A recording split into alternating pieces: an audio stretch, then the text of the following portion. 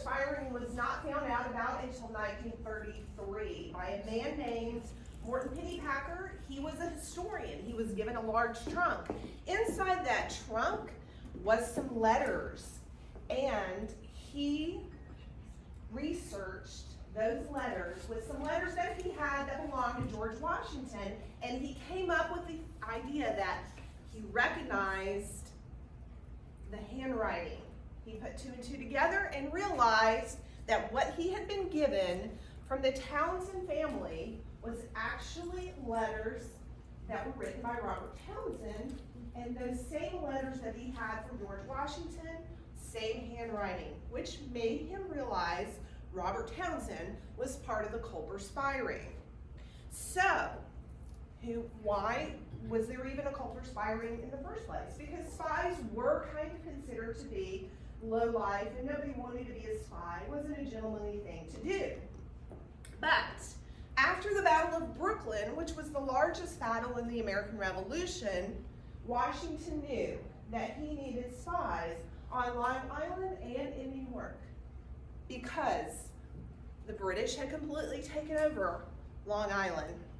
So he goes to Knowlton's Rangers and he asks for a spy. There's a volunteer that decided he would take the place, and his name was Nathan Hale. I'm just going to show you Setauket is here, Oyster Bay is here, Connecticut is there, and Manhattan is down here. Just so when you're looking at the map, you know where you're looking. You can tell that on the map, there's a lot of fingers and a lot of coves right there in Setauket and Oyster Bay. So Nathan Hale becomes the first spy, and he heads to, this is just a diorama of the Battle of Brooklyn. Nathan Hale goes to Long Island, and he's from Connecticut originally. He also is a graduate of Yale. He is a school teacher. He is pretending to be a school teacher looking for work. But on his person, he has his Yale diploma. He is still going by his actual name. And as he's gathering information about where the troops are, how many they are, where their ships are located, and where they're headed, he also has to get that information through the opposing lines and somehow to Washington. As he's doing this, going about his business, he ends up at a tavern and he's spotted by none other than Robert Rogers. I won't go through who Robert Rogers is, we don't have time, but what I will say about Robert Rogers is he was one of the best spies that ever was. Now, in today's Army Ranger handbooks, you will find the Army Rangers were given their handbook, and in that front page, Robert Rogers is pinned as saying that he created the rules of ranging. He pinned them somewhere near Long Island in Manhattan on one of the smaller islands, I think just off the coast of Manhattan. So he is credited for that, but he was also a British spy, basically, because even though he was born in America, he had been an officer with the British during the American Indian War. So he finds Nathan Hale at a tavern. He realizes that Nathan Hale is suspicious, and he goes and sits down and starts talking to him, gets Nathan Hale to trust him, and Nathan Hale is captured, and we know what happens to him. So, and of course, famous last words, I regret that I have yet one life to give for my country, although no one actually recorded him saying that. It could have been from a play called K.O., which was very popular with the Whigs. So,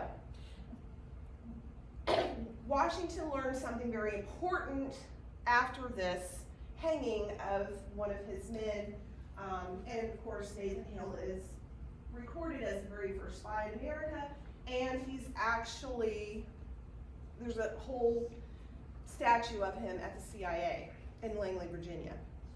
But Washington realizes he needs somehow to get the information to him, but maybe it just can't be one person.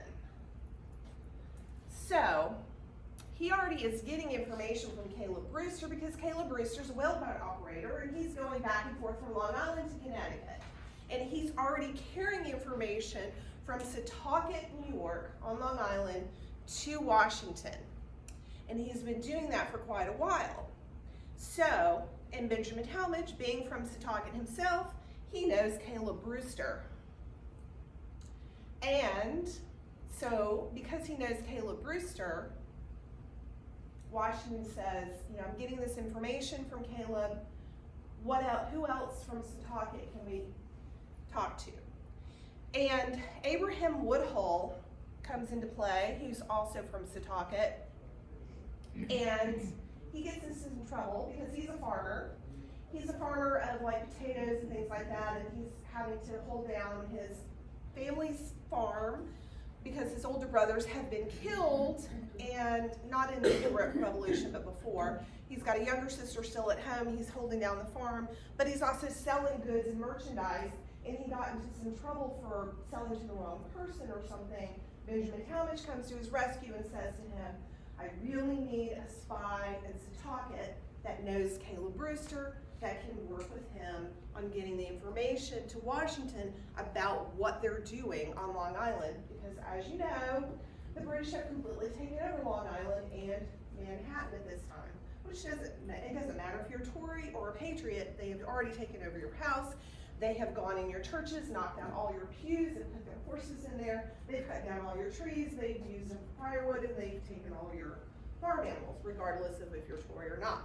So, they decide that Abraham Woodhull is going to become the head of the spy ring. And Abraham has a sister who lives in Manhattan that goes by the name of Underhill. She's married to a man named Underhill. They own a boarding house there. So he goes into Manhattan to gather intel on what's going on in Manhattan with the British, and he's gathering information on Long Island. But the problem is he can't keep going back and forth to Manhattan because they're going to suspect him. Why are you going to visit your sister so often? That doesn't make a lot of sense. So, in comes, and this is where Benjamin Talmadge was born, by the way. I took that picture standing on Long Island Sound. So he goes to his sister, and his sister recommends, well, Robert Townsend's shop is just across from me. His shop is just across from the Gazette, or the coffee house where the British hang out. I think Robert Townsend, of course, they probably knew each other because Robert Townsend was from Oyster Bay. Oyster Bay is not too far from Setauket, so they probably knew the families that were old families that had been around, and because the Townsend family had been merchants for so long, they knew them. So Abraham goes to him and says, okay, I really need you to get some information. I can't keep coming back to Manhattan. I've got to handle what's going on in Setauket, and I've got to get that information. So they tell Benjamin Talmadge, who of course is head of the second, he's the major of the 2nd Continental Light Dragoons. He's probably about 24 at this time, Benjamin Talmadge is. And Benjamin Talmadge was very good friends with Nathan Hale because they both went to Yale together. But of course, he's from Setauket. This is the church where they took all the pews out. This is where the British kept their horses. If you were standing in front of this church, looking out, you would see a big field in front of it. So if you were standing on the sidewalk, you'd see a big field in front of you. That's where the British had their camp, and they kept their horses in the church. This was Benjamin Talmadge's father's church. And I took that photo when I was there over the summer.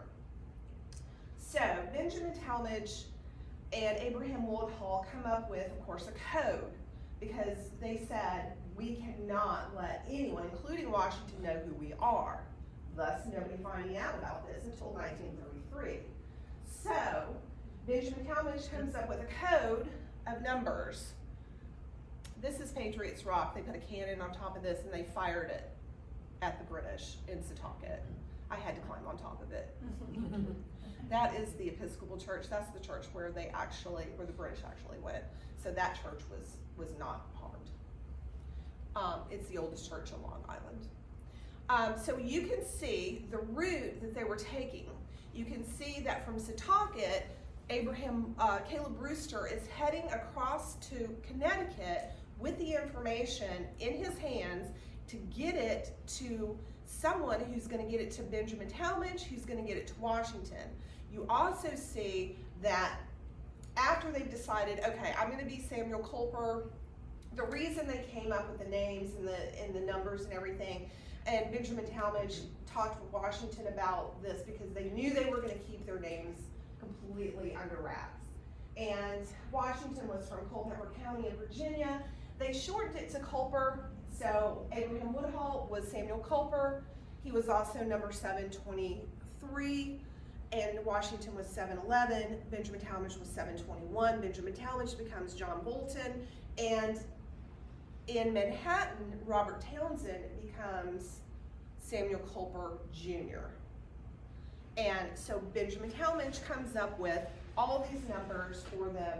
They all have code numbers, they all have code names. He also changes the names of major cities and towns and words that are common to numbers, so that when they start writing their letters and their code and their information, their intel, they are using code numbers. Now, because it takes so long for the letter to go from Manhattan, which is down at the bottom corner, to a writer, and we are introduced to Austin Rowe. And the reason we have a writer is because of getting the letter from Robert Townsend to Abraham Woodhull, from Abraham Woodhull to go back to Setauket, to get it to Caleb Brewster, which is going to take it over to Connecticut to the Patriot line over there. It's going to take a few weeks. So they have to get a writer. So another person from Setauket, and this is Anna Smith Strong, and she's going to signal them with her clothesline, but we will get to that in a second. That's her husband. He's on the Jersey ship. That's the Jersey. He is on that prison ship. He was taken prisoner early in the war. This is the home of a doctor. He was also taken at the same time as Silas Strong, and that was his home. That was built in 1709. And that is me standing there. This is Jersey. So, okay. So, Austin Rowe, also from Setauket, is taking the letters now by horseback to Abraham Woodhull in Setauket. So, right here, or a little to the left, is in Setauket, Anna Smith Strong, who's also in Setauket, whose husband is imprisoned on the Jersey, is going to signal Caleb Brewster, whose farm is right across the way, with her clothesline when she sees Caleb Brewster coming. And she's going to know which of those little sloughs or those little fingers of coves that Caleb Brewster ends up in. And then Abraham Woodhull is going to be able to see, okay, she's put out 4 napkins. He's in code number 4. They all know which code that is. He goes, gets the dead drop, or gets the note from Caleb Brewster. He adds his own notes to it. Then here comes Austin Rowe on horseback. He gets his note from Manhattan, what's going on there. They put all of them together, and Austin Rowe takes off, and he meets one of Benjamin Talmadge's dragoons, and they get it to Washington. So basically, right to the left of here is where Anna Smith Strong's clothesline would have been, and then across from the Long Island Sound over there would have been where Abraham Woodhull's farm was, so they could see exactly when Caleb Brewster was coming, and she was signaled, and this is Abraham Woodhull. This is the view from Abraham Woodhull's farm to where he could see what Anna Smith Strong was signaling and where Caleb Brewster was going to land in which cove, or those little fingers of coves. This is Caleb Brewster's home. It is in Setauket, and that is me sitting there on the steps. Okay, this is Caleb Brewster. This is about Caleb Brewster. Caleb Brewster ends up marrying someone from Connecticut, and he ends up living in Connecticut, and so does Benjamin Talmadge. Austin Rowe, who's also from Setauket, became the writer. He traveled, it says, over 1,000 miles from Manhattan as the tavern owner and merchant. It gave him a reason to be in the city to gather supplies, but he was also collecting messages from Robert Townsend. Okay, now here's a letter that you can see all the numbers in, the code. So Benjamin Talmadge, like I said, came up with the code. Benjamin Talmadge was the major in the Light Dragoons. He was who Washington decided to put in charge of espionage after there were some failed attempts at spying, and because he knew Caleb Brewster, because they're both from Setauket, they also knew Abraham Woodhull, they knew each other. He feels very comfortable with them. So you can see that the numbers are code for certain words and certain people. And then they get the synthetic stain, or actually Washington called it the sympathetic stain. That was invisible ink. It was given to them by John Jay, and John Jay had, I think, experimented with it for many, many years before they gave it to him, but they had very little of it, so they had to use a reagent in order for the message to show up. This is the schoolhouse in Long Island, in Setauket. This is where Austin Rowe, Caleb Brewster, Abraham Woodhull, Anna Smith Strong, they would have all gone to that schoolhouse. This is inside Robert Townsend's museum called Raynham Hall in Oyster Bay, Long Island. They were a family of merchants, and then the photo here behind me is the home of Robert Townsend. So they were merchants, like I said, for many, many years on Oyster Bay. He ends up in Manhattan owning his own store, where he is right across from the Gazette, right across from the British coffee shop. He's able to get all of that information that he sees and hears to Austin Rowe. It was Abraham Woodhull, but then it becomes Austin Rowe who's riding his horse to get the information in. And of course, like I said, Austin Rowe was a tavern owner in Setauket. So this house is also where Colonel Gray Simcoe was stationed for about 6 months.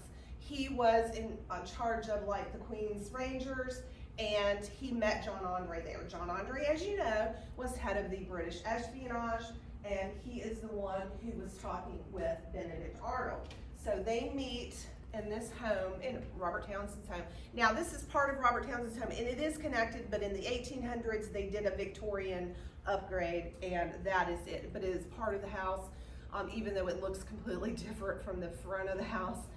It is the same house, and you can tour it today. I did tour it. And there's Robert Townsend.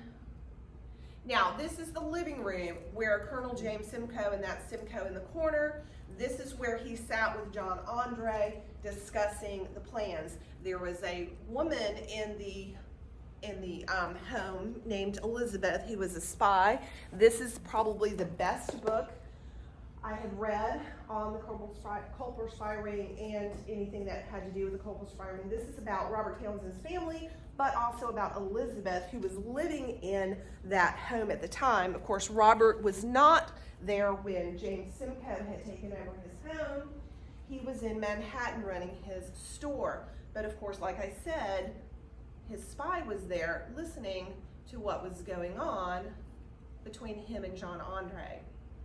And of course, John Andre is working with Benedict Arnold and his wife Peggy Shippen, and he's trying to get Benedict Arnold to come to the British side. And of course, there were many, many reasons why Benedict Arnold did that. A lot of reasons. I mean, he was court-martialed, he was in debt. John Jay was the one who created the sympathetic stain, and this is Robert Rogers, who found Nathan Hale, and then Benedict Arnold. But this is John Andre. John Andre is hung because when he meets with Benedict Arnold, they meet in a secret location, but the ship that John Andre came on, the Vulture, ended up getting noticed in the harbor by some patriots and starts getting bombed. So he ends up stranded, and Benedict Arnold takes off and goes back to West Point. He kind of leaves John Andre with like some clothes and a horse, but after a few days, John Andre is caught, and he's caught with the West Point papers in his boots that Benedict Arnold had just given him. Of course, Benedict Arnold escapes, but when John Andre is caught, and this is Robert Rogers, we talked a little bit about him, he was the one who found Nathan Hale. This is Abraham Woodhull's grave. So when Benedict Arnold, when he's caught and John Andre is held prisoner, Basically, they realize who John Andre is simply because some of the things that the Culper Spy Ring had already told Washington, that there was someone high up in the ranking that was going to defect and turn. So they knew that already. They also knew that the British were going to flood the economy with fake currency. They knew that from the Culper Spy Ring. So not only did they know where the British were and how many troops they had and where they were moving to, but they knew things like they're planning on flooding our currency. They're planning on, somebody up high is going to turn, and so they kind of knew these things through the information that the Culper Spy Ring was giving them. The other thing that was significant is when the French fleet came and arrived in Rhode Island, the British were going to attack them. In order to keep them from attacking, Washington sent one of the Culpers with fake news. They drop it somewhere along the trail in a saddlebag somewhere. The British find it and realize, oh, Washington is going to attack Manhattan? Oh no. So the British kind of turn around and they're like, oh no, we can't. So they don't go to Rhode Island. The French fleet is saved. And so those are some of the things that the Culpers did. I'm standing in between Selah Strong's grave and Anna Smith Strong's grave. And like I said, Anna Smith Strong and Selah Strong both from Setauket. Anna was working with Abraham Woodhull to signal him where Caleb Brewster was coming with her clothesline. And her husband was a lawyer and attorney, but he had been captured early on by the British and was prisoner shipped in New Jersey.